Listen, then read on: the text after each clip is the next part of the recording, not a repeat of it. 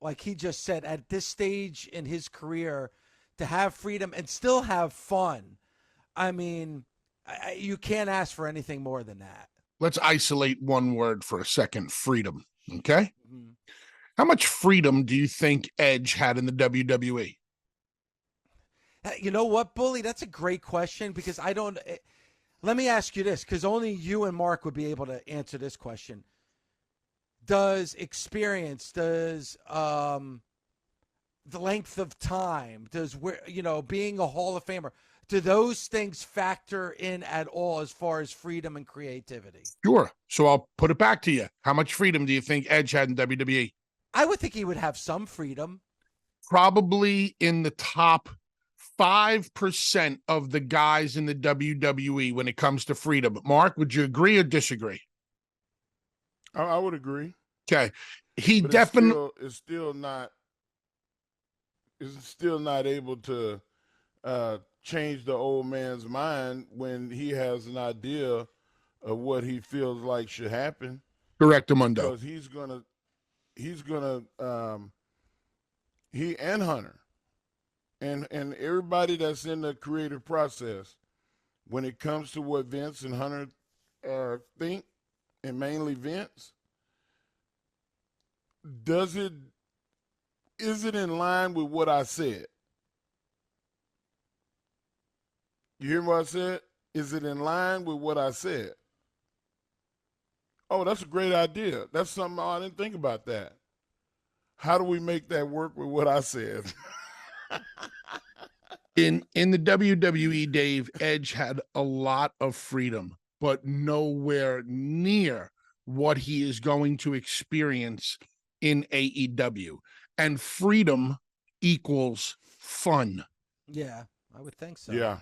To hear Edge compare the freedom and fun that he had on his first night to how he felt on the indies, that's a big deal. You mean you had more fun?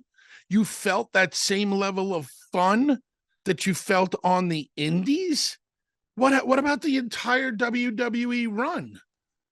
No, because the freedom in WWE also comes with a lot of stress and the weight of the world on your shoulders. Different in AEW. What's the one word that I always use when talking about AEW? You talk about the fun of the fun factor. Yeah, that's for the fans, and that's for the boys. Okay, so Edge is going to be able to now go out there and do things the way he thinks that they should be done. And a guy who has been in many WrestleManias, who has been in 2 matches that stole the show at WrestleMania, he's got the brains to make sure that what he's going to do in AEW is not only going to make sense, but it's going to be fun. All right, so let me ask you this, Bully. Now that Adam Copeland is in the world of AEW, and we saw that debut last night, and if you had to look at what we're going to see moving forward, how impactful, how big is this acquisition by AEW to be able to get him? I think it's a huge acquisition for AEW. That's why at the top of the show, I asked you guys, is this the biggest get for AEW? You know, not including Chris Jericho, because Chris Jericho came with the original package. Who has been the biggest get for AEW? CM Punk. Up until last night, I believe I can't sit here and say that Edge is bigger than Punk. I can't do it because I'd really have to. I guess I'd have to see numbers. This is just a perception. Well, on a perception point. Go ahead. No, I'm sorry to interrupt you, but I want. What about total package? Because with Punk, obviously came some baggage. With Edge, I would think that that's not going to be an issue. As a matter of fact, I would think it would be the opposite, right? He would bring a lot of goodwill and teamwork. I'm just guessing. There's zero People better than baggage me. with Edge. Yeah. Walking down the hall, just walking down the hallway. Okay. Punk has a certain demeanor towards him. Punk might not always come across like, hey buddy, how you doing? Good to see you. Hope you're having a good day. Blah, blah, blah. That's the way Edge is all the time. Edge is always smiling, good mood. He gives off that very nice, Edge is just a genuinely good guy. And as a matter of fact, Dave, I think the band of the night this Wednesday on Busted Open After Dark is going to be Pearl Jam, just for my good buddy Edge, and because it'll probably piss you off. Yes. but Billy, see, that's where I think you have to factor all of that in.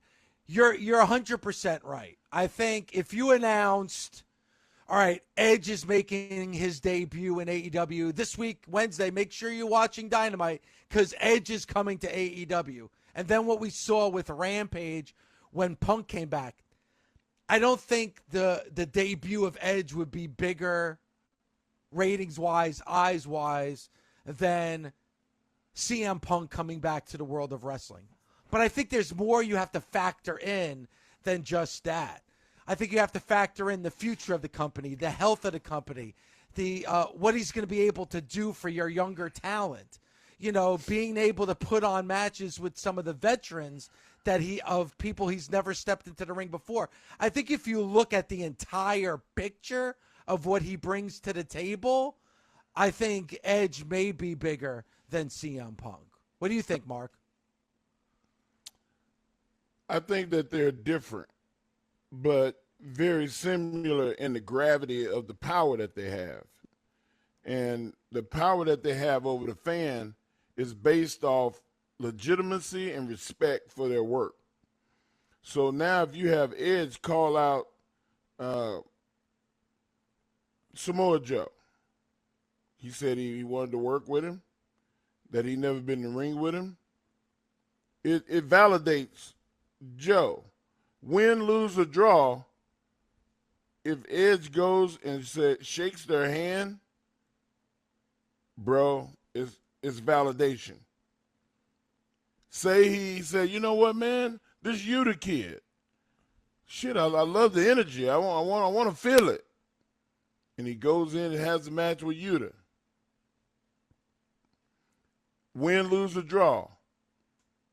You bring all of the members of the Combat Club to the ring. They circle Edge. And they all extend their hands. And he shakes all of their hands. It validates all of them, and it validates Yuta. It's simple storytelling with all of these people. That is the difference between Edge and Punk. Punk is going to go and have a classic.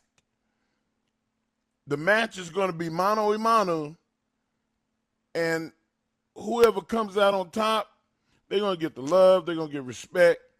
They can shake hands, and it's going to stay right there in the ring with them. But with Edge is just said it. He's about building the industry, not the credibility of the match with the individuals.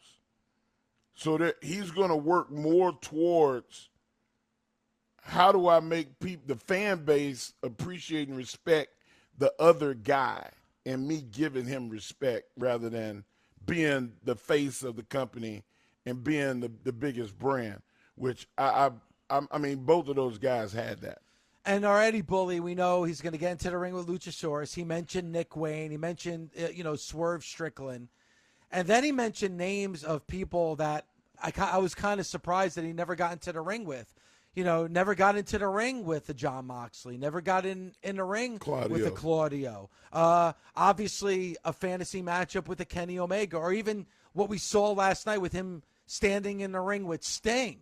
There's Sting, that represented WCW for all those years. And there's Edge, who represented the WWE for all those decades. So we're going to be able to see that mix of some fantasy matchups that we never thought we'd be able to see, but also him, like Jericho was able to do, getting that younger talent over to the next level. And here is something that AEW really has going for them when it comes to Edge. and his timeline and what they can get out of him.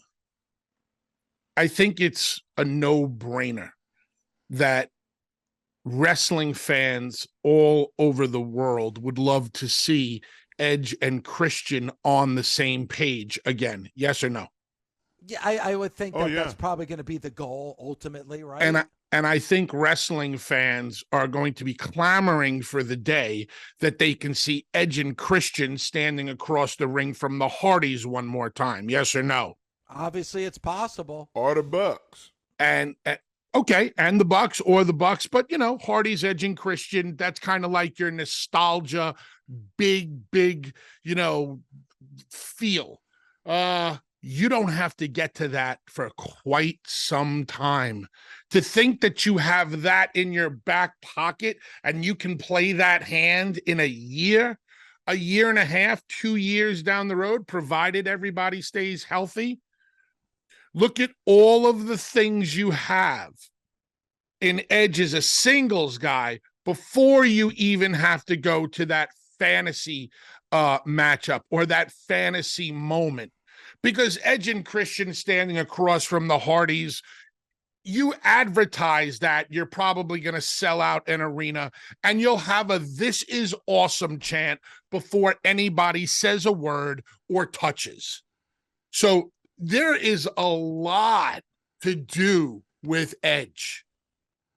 All of these single stories, matchups, everything before you ever get to the fantasy stuff. And that's a huge positive for AEW right now when it comes to this one talent, because not many guys out there are known for a legendary singles career and a legendary tag career, and Edge has both. And I think Bully stories and knowing that you're going to have Edge every single week, then you know that you're going to be able to tell some really good stories with Edge as well. Go ahead, Mark. I also think that Edge is one of the few people that he can actually go out there with the microphone, entertain the people, and then just say, like, you know what, man, I want to have a match with you, and it not be like any context of good or evil, because he will bring that out in the match. But you remember the scene in Rocky when Apollo Creed tells Rocky, "Hey, man, I'm gonna get you where you need to be. I'm gonna get you back to the mountaintop, but you're gonna owe me a favor." That kind of thing you can do with Edge because he is glib and wants to do that kind of thing. You can't do that with everybody. Everybody can't pull that off. That's the thing about Edge that I feel like is going to be a really big deal with making matches that benefit the business, is because he's going to make that happen just because he can, and it's going to be easy for him. And Dave, real quick, to Mark's point, with keeping it simple, could you imagine Edge just walking up to Samoa Joe or Claudio, whoever it is? Remember the scene? Sal Bandini, want to wrestle?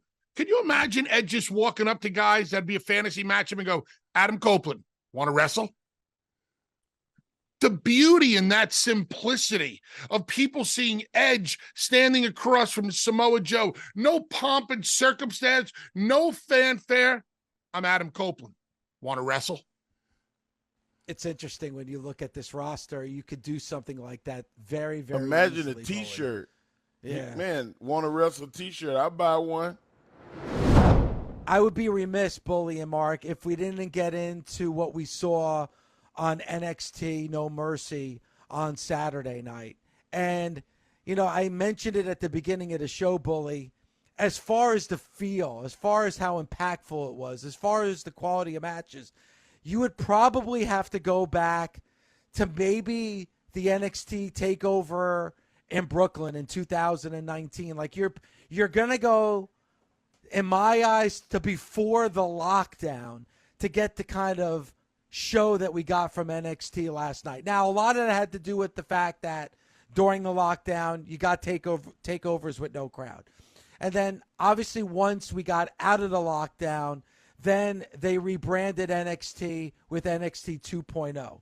So it took a lot of time to get to where we are right now, Bully. But I loved what I saw on Saturday night from NXT. And it shows you why that over the last 6 months, NXT has been giving you quality pro wrestling each and every time. And now you're getting it in front of crowds again that's outside the Performance Center. Now, they're not getting the crowds that we usually see for the black and gold NXT TakeOver, where they were selling out 10, 15,000 seat arenas.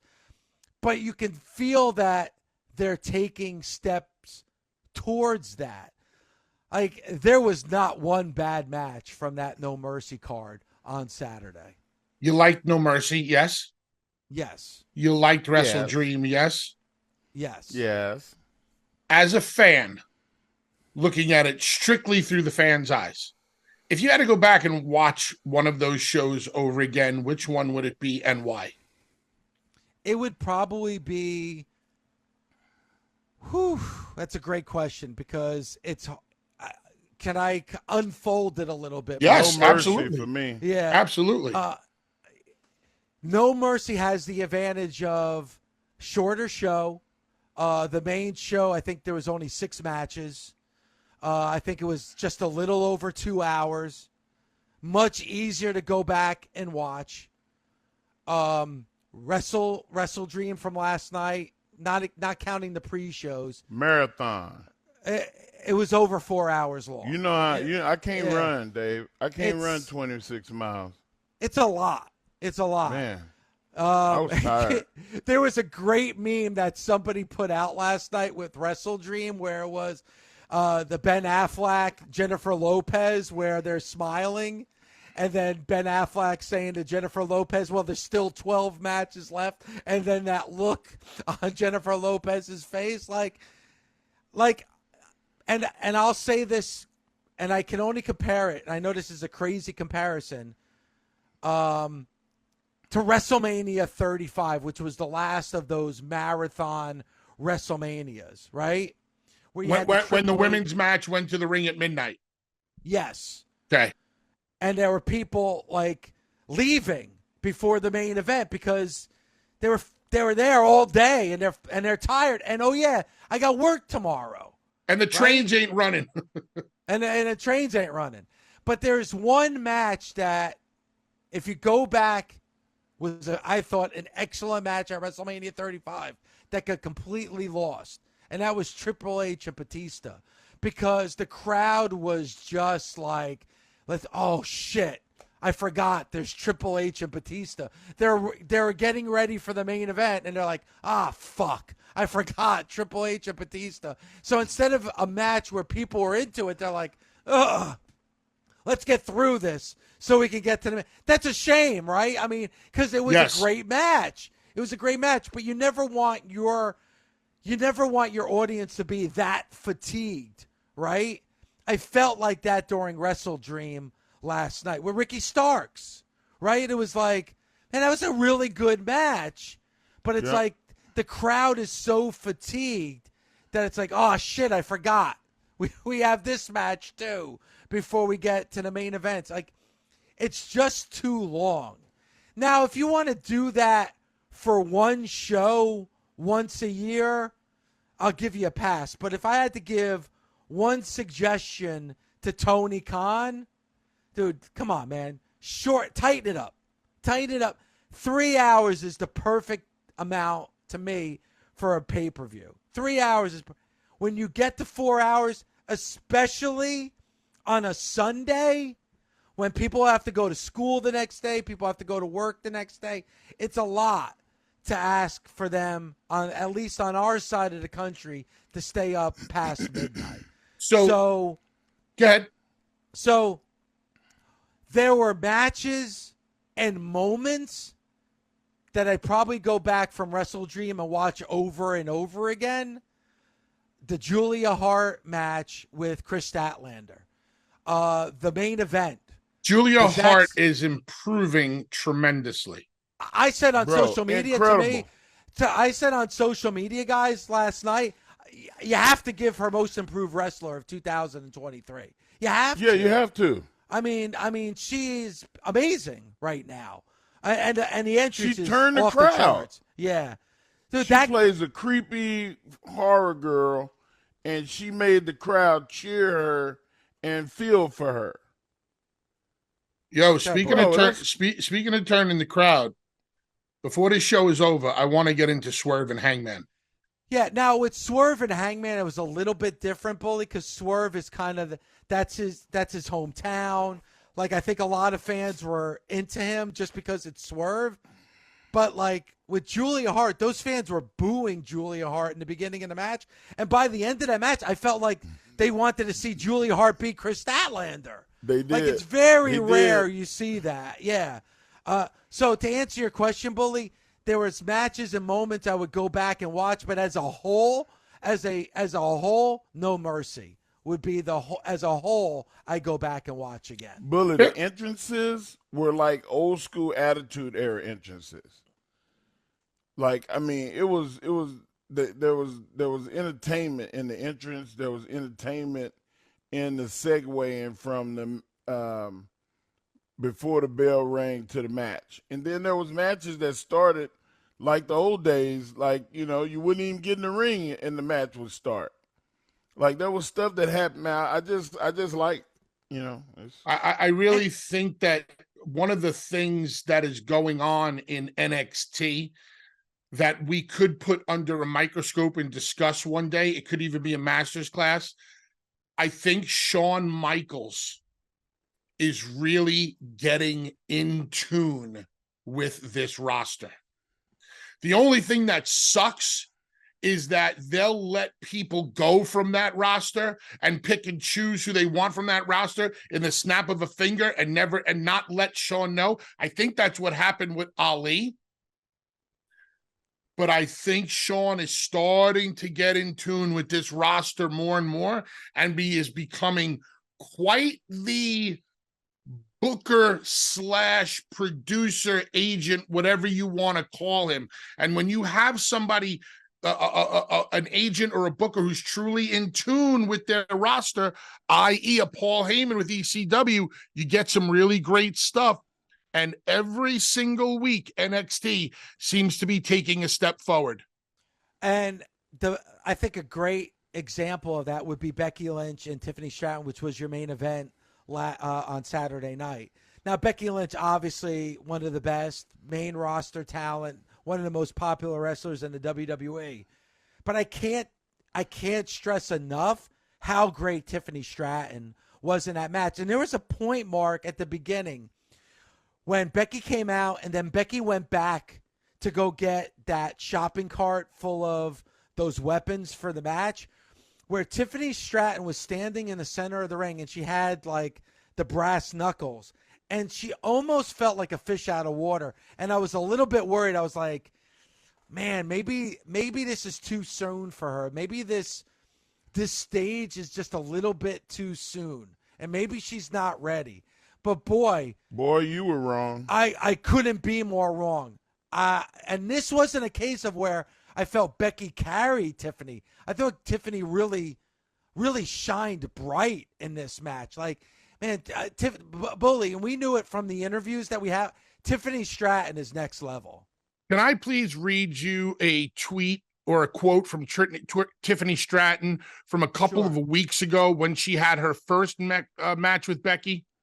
Remember, I went on social media and I came on the show and I said that Tiffany Stratton got more out of that match in losing the championship to Becky Lynch than she did if she would have went over. And people were, burying me on their high horse. What the frick do you know? Blah, blah, blah.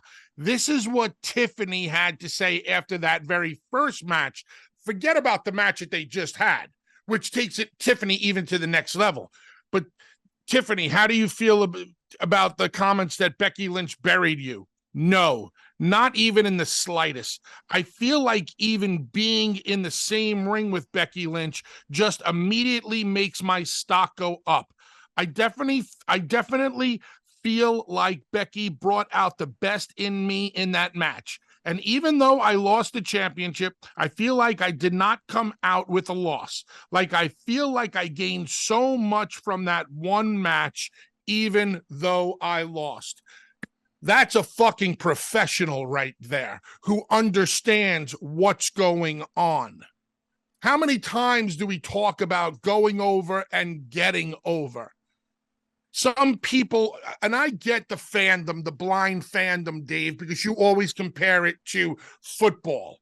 You know, you don't want to hear about the silver lining if the Cowboys, lose a close one or a blowout. All you want to talk about the next day is that your Cowboys won. Wrestling's different. There is silver linings to losing, and you've seen the silver lining for Tiffany Stratton. This girl is going to be a very big deal for the WWE. And you know what, Bully? If you even look at it with mainstream sports, you could see the analogy of what you just said with Tiffany Stratton and Becky Lynch. Case in point is I remember when the Giants played the Patriots, I think it was the last season of the game, and the Patriots were undefeated. The Patriots by far had the best team in the league, and the Giants were just fighting for a playoff spot. And the Giants played the Patriots, and they lost. But everybody was excited about the Giants the next day because the Giants actually hung with the Patriots. And you're like, wow, maybe the Giants are a better team than we thought. Because even though they lost, they hung with the best team in football. And what happened later on is that the Giants beat the Patriots in the Super Bowl. And we're seeing that kind of story play out with Tiffany Stratton and Becky Lynch. In what world, guys, does Tiffany Stratton beat Becky Lynch? Now, I get it, like in football, any given Sunday, and with athletics, anything can happen. But if you look at it on paper, a Tiffany Stratton shouldn't be beating a Becky Lynch. Tiffany Stratton's been in the world of pro wrestling for a cup of coffee. Becky Lynch was born to do this, and she's been doing it since she was a teenager. There's no world where Tiffany Stratton just comes in and beats Becky Lynch. But we saw Tiffany Stratton hang with Becky Lynch. Then you're like, wow. To me, you look at that match just like the quote from Tiffany, like, I can hang with this woman.